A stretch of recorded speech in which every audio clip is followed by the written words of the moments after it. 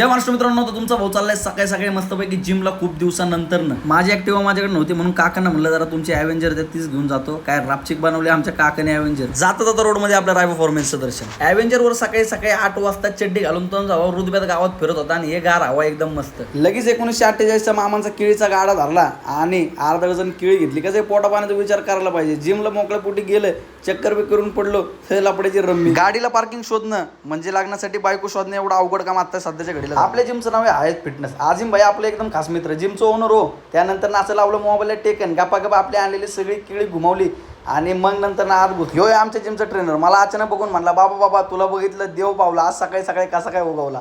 त्याला कोण सांगणार, पोट बघा कसलं वाटलंय बेकार. मला आरशात बघून जरा स्वतःला लाज वाटत. रोज जिमला यायचंय या आठवणीत राहील. व्हिडिओच्या मध्ये करत होता म्हणून ह्याला जरा कॉलला. त्यानंतर ना केला थोडासा वॉर्मअप, मग मारले जोर आणि मग मारले डिप्स. आज होता बॅकचा वर्कआउट आणि त्यामध्ये घेतले आपण 5 एक्सरसाइज. लॅट पुल डाऊन, सिंगल आर्म